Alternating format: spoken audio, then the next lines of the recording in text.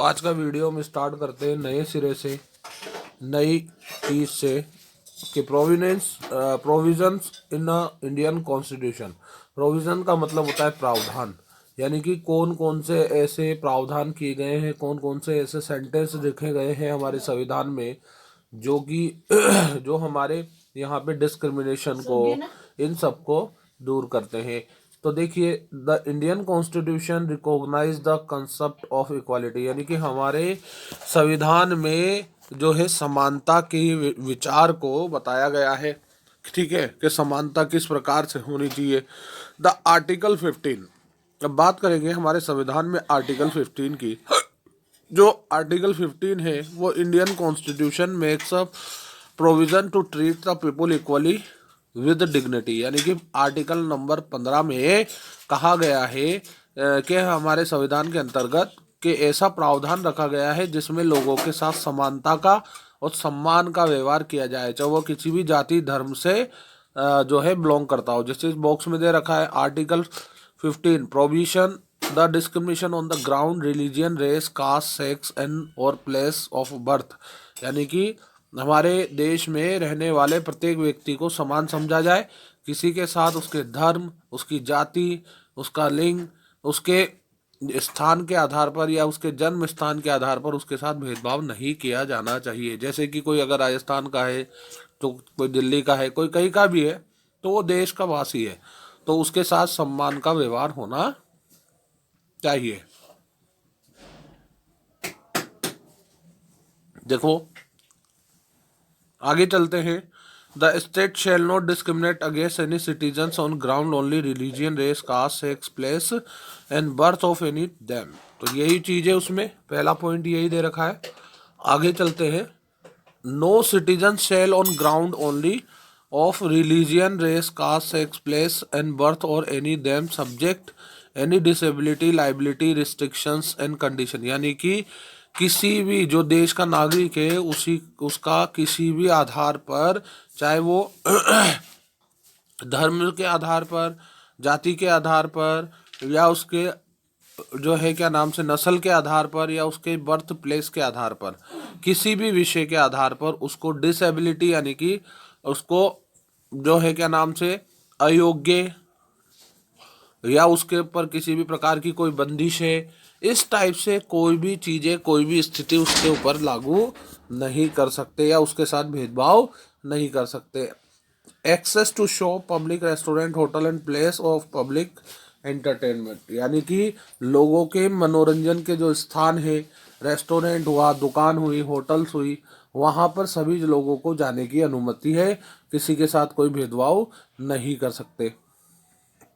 देखिए, the use of wells tanks bath ghats roads place public resort maintain hall the partly out of state fund dedicate to the use of general public, यानी कि जो हमारे public places है, यानी कि जो जैसे कि कुआं हुआ, टैंक हुआ, नहाने के घाट हुए, रोड हुए, प्लेस पब्लिक पब्लिक प्लेस हुए, रिजोर्ट हुआ, तो यहाँ पर मेंटेनेंस करने का काम जो है राज्य का है।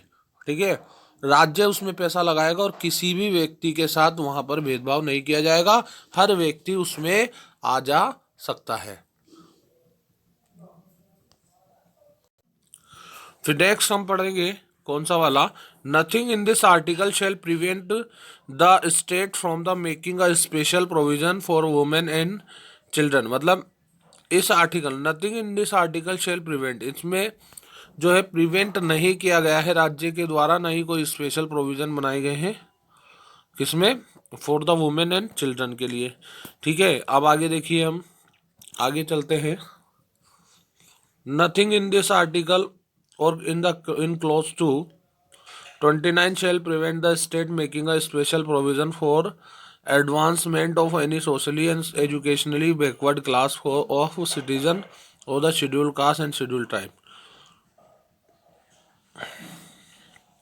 तो देखिए next, the government has try to enforce the equality as the mention in the constitution through the various law, यानी कि हमारी सरकार ने कोशिश की है समानता को लागू करने की।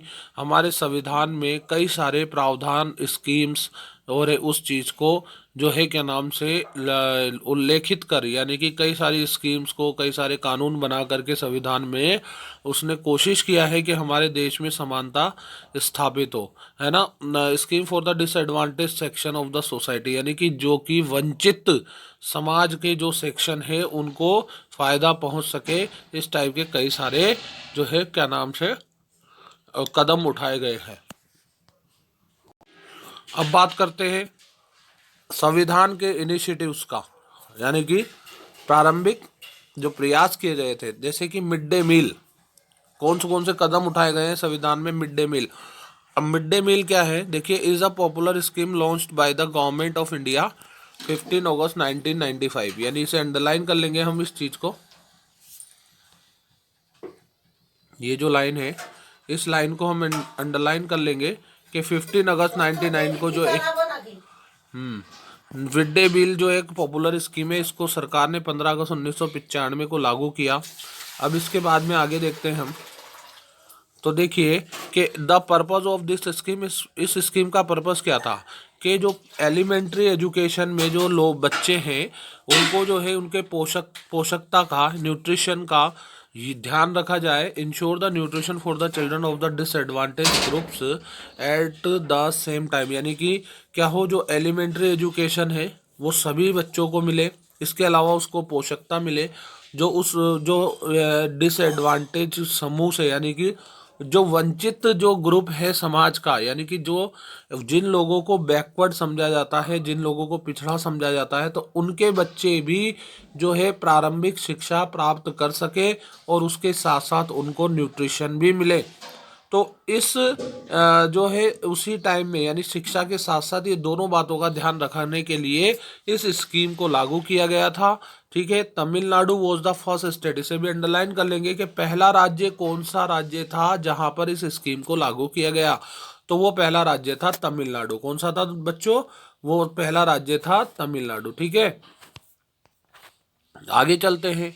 तो देखिए, the first state to implement the scheme in the historic order to dated 28 November 2001, the Supreme Court directed all the state government implement the mid day meal, यानी कि 28 नवंबर 2001 को सुप्रीम कोर्ट ने सभी राज्यों की सरकार को कहा गया कि इस स्कीम को वो लागू करें अपने अपने राज्यों में।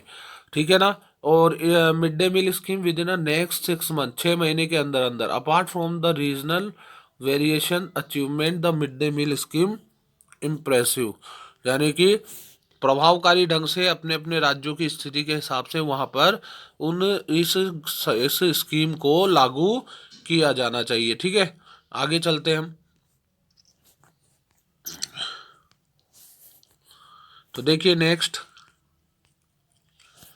अब अगले वाले पेज में हम पढ़ेंगे मिड डे मील स्कीम के बारे में। The scheme has led to significant rise in the number of girl student and the enrolment of the number poor student, यानी कि इस स्कीम के तहत यह देखा जा रहा था कि जो गर्ल चाइल्ड है वो भी जो है क्या नाम से उनकी स्कूलों में संख्या बढ़े, इनरोलमेंट बढ़े, और गरीब बच्चों के लिए भी जो है जो पढ़ नहीं सकते उनकी भी संख्या स्कूलों में बढ़े।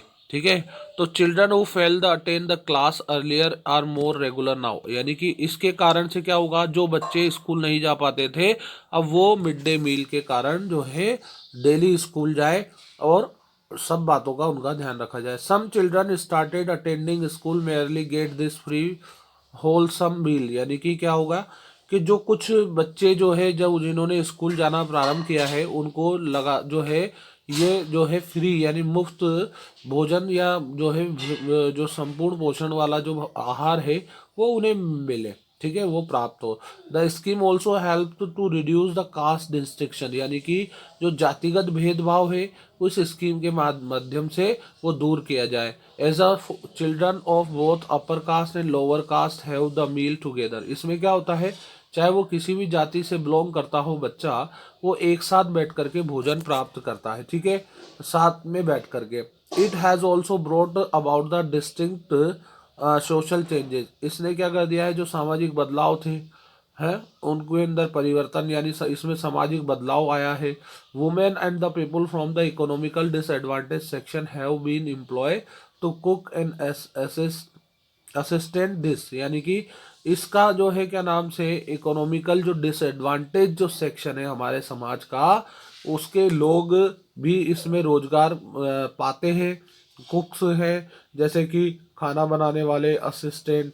तो इस छोटे छोटे तरीकों से जो है क्या नाम से जेंडर एंड कास्ट इनइक्वालिटी को जो है अनइक्वल जो लोग हैं उनको भी शिक्षा प्राप्त होती है और वो भी शिक्षित होते हैं। अब आते हैं equal opportunity in private schools. अब सभी को समान अवसर मिलते हैं प्राइवेट स्कूल्स में। Releasing the gulf that exist in the types of school, that the rich and poor go to the governments on some state have made it mandatory for the private school to provide the some seats of the economical weaker section of the society। देखो ऐसा जो है क्या नाम से realise किया गया कि एक जो बीच में गल्फ यानी खाड़ी है या खाई है या गैप है स्कूल्स में, कि कुछ बच्चे जो है क्या नाम से कुछ स्कूल्स में एक बहुत बड़ा गैप है कि केवल रिच मतलब रिच और पुअर का, केवल रिच स्कूल में मतलब जो अच्छे स्कूल्स में केवल रिच लोगों के ही जो है क्या नाम से बच्चे पढ़ने जा सकते हैं। तो देखिए गवर्नमेंट जो है in government in the some state, कुछ राज्यों में की सरकारों ने इस चीज़ को बहुत ज़्यादा मैंडेटरी कर दिया है प्राइवेट स्कूल्स के लिए कि वो कुछ सीटें अपने स्कूल की कुछ सीटें जो है जो आर्थिक रूप से पिछड़ा वर्ग है समाज का उन्हें प्राप्त करवाए। यानी कि अब जो है प्राइवेट स्कूल्स में भी जो है पैसे वाले घर के बच्चे ही नहीं बल्कि में गरीब घर के बच्चे भी जो है स्कूल जा सके और उनका जो है क्या नाम से उनका जो भुगतान है वो सरकार के द्वारा किया जाए। This has been initiated provide equal opportunity. इस कदम के माध्यम से या इस स्टेप के माध्यम से सरकार ने प्रयास किया है सभी को समानता के अवसर देने का। The weaker section also term equality education, और इसके अंतर्गत जो कमजोर जो वर्ग है उनको भी क्या है गुणवत्तापूर्ण शिक्षा प्राप्त हो। ठीक है, अब आगे देखो इसके लिए क्या हुआ। The government on this part taking initiative provide the equal opportunity to all, यानी कि इसमें सरकार ने जो कदम उठाया है उसका जो है उसका मेन मकसद ये था कि भाई जो है सभी को समानता का जो है क्या नाम से अवसर प्रदान किए जाए। ठीक है, however as we have seen this aim is still for the being achieved, यानी कि जो है क्या नाम से इसको जल्दी बहुत this am still far from the being achieve, यानी कि पूरा इस लक्ष्य को पूरा करना अभी बहुत दूर है, फिर भी इसको काफ़ी हद तक जो है इसमें कामयाबी प्राप्त की है। Despite the realising that equality is a basic right all of human beings, यानी कि सभी मनुष्यों के लिए मूलभूत अधिकार है समानता। Discrimination on the basis caste class and religion still privilege, यानी कि जो क्या नाम है प्रिवेल्स, यानी कि किसी भी व्यक्ति के साथ कोई भेदभाव नहीं किया जा सकता। किस आधार पर, कास्ट के आधार पर, क्लास के आधार पर, धर्म के आधार पर, या किसी को भी विशेष अधिकार प्राप्त नहीं है। A change in the perceptions of the people is a what would help in a bringing about the equality, यानी कि उनके जो समानता है उनकी क्या मदद करेगी, अभी भी जो है क्या नाम से लोग बाग इसके कयास लगा रहे थे। आगे देखो इक्वालिटी इन अदर डेमोक्रेसीज, कुछ दूसरे लोकतंत्र में जो है दूसरे लोकतंत्रों में जो है क्या नाम से इक्वालिटी जो है कैसे मिलती है। देखो the concept of equality is not simple as it appear, जैसे दिखाई देती है वैसी नहीं है। In all democratic nation to the world despite the concept of equality there remains some amount of inequality, मतलब क्या है कई सारे जो लोकतंत्र जो विचारधारा है कई राष्ट्रों की वहाँ पर अलग अलग कंसेप्ट है समानता के हैं? और उसमें क्या है कि रह जाती है कई जगह पर जो है असमानता भी, यानी कि अगर वो कंसेप्ट अपना भी लेते हैं समानता की तो वहाँ पर फिर भी क्या है remain some the amount of the inequality, कुछ जगह पर फिर भी इनइक्वालिटी रह ही जाती है। The United State of America and European nation have their own share the inequalities. For example USA people from the southern state of Texas Georgia were treated the lacking of social way, मतलब and the culture, मतलब America में वहाँ के कुछ south states हैं जैसे taxa है, Georgia है, उनको अभी भी जो है सामाजिक रूप से, सांस्कृतिक रूप से उनके साथ भेदभाव किया जा रहा है। यहाँ तक कि ब्रिटेन में भी जो एरिस्टोक्रेसी जो लोग हैं, वो क्या है, from the aristocracy look down upon other wealthy people, यानी कि जो शासक वर्ग से, परिवार से सुसंबंधित है, वो अभी भी वहाँ के जो धनी लोग हैं उनको नीचा ही देखते हैं। इन यूएसए अफ्रीकन अमेरिकन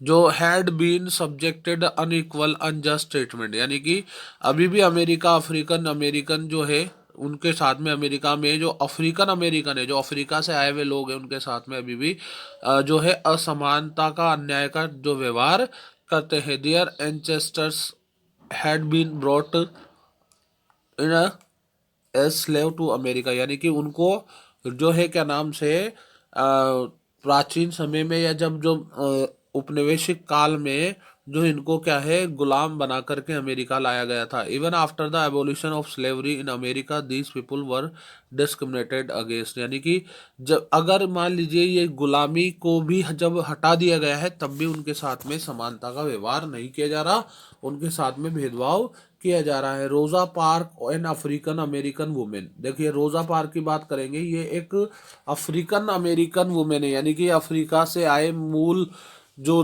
थे उनके, उनसे बिलोंग करती है ये महिला। 1 दिसंबर 1955 की बात है। Instrumental in starting एगिटेशंस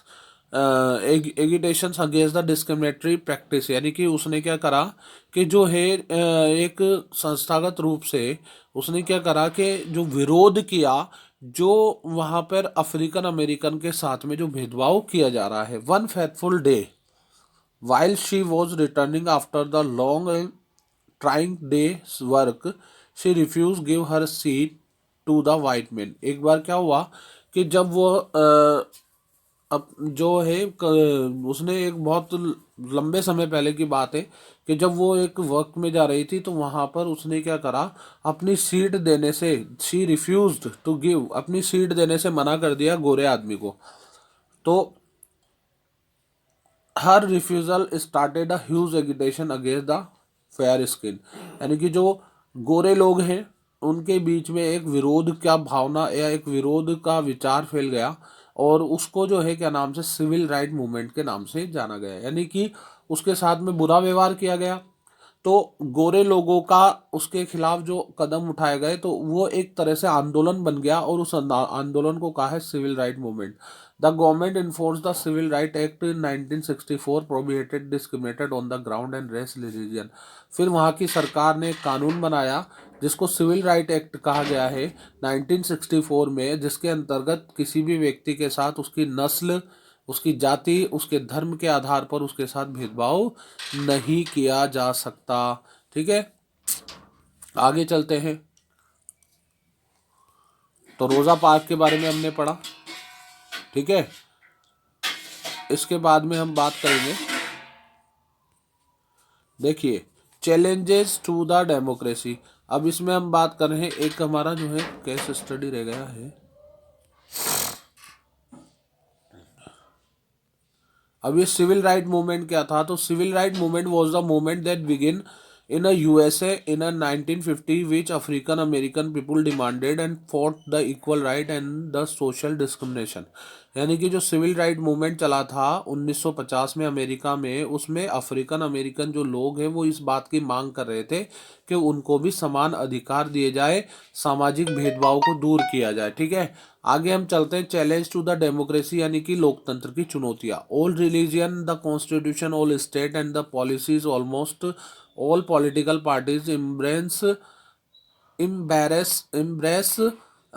the concept of equality in a spite of which inequality has not been removed। मतलब क्या है कि जितने भी धर्म हैं, द कॉन्स्टिट्यूशंस, द जो संविधान है, all states and the policies, जितने भी संविधान की जो सभी राज्यों के लिए जो नीतियां हैं, राजनीतिक जो दल है, वो क्या है, समानता से ही काम करने का प्रयास करते हैं, लेकिन कहीं ना कहीं फिर भी जो है असमानता जो है हमारे समाज से, हमारे देश से जो है वो दूर नहीं होती। This should not be taken a mean a differences exist permanently in human society. फिर भी क्या है कि जो असमानता है ये पूरी तरीके से हमारे समाज से, मानव समाज से जो है दूर नहीं होती, निकलती नहीं है। It only means the struggle to achieve equality is indeed very long, is not easy to appear to be. यानी कि इसके लिए अभी भी हमें काफ़ी संघर्ष करना पड़ता है, और ये अभी भी जो है पूरी तरीके से जो इसको हटा पाना आसान नहीं है। There are people and communities who always strive achieve in equality to where they possible. यानी फिर भी लोग बाग जो है जितना हो सकता है संभव समानता चाहते हैं, और समानता को प्राप्त कर लिया है उन लोगों ने। In next few chapter we shall try to look how the issue equality effect everyday life. यानी कि जो रोजमर्रा के जीवन को कैसे जो है ये असमानता के जो समानता के जो मुद्दे हैं वो कैसे प्रभावित करते हैं, वो हम आगे के कुछ चैप्टर में पढ़ेंगे। तो हमारा आज का वीडियो इतना ही है, जिसमें हमने हमारा चैप्टर कंप्लीट कर लिया है। अब लाइव क्लास में जाकर के हम इसके क्लास करेंगे, इसके क्वेश्चन आंसर्स करेंगे, फिर उसके बाद में आपको नेक्स्ट आगे लेकर के चलेंगे। Thank you.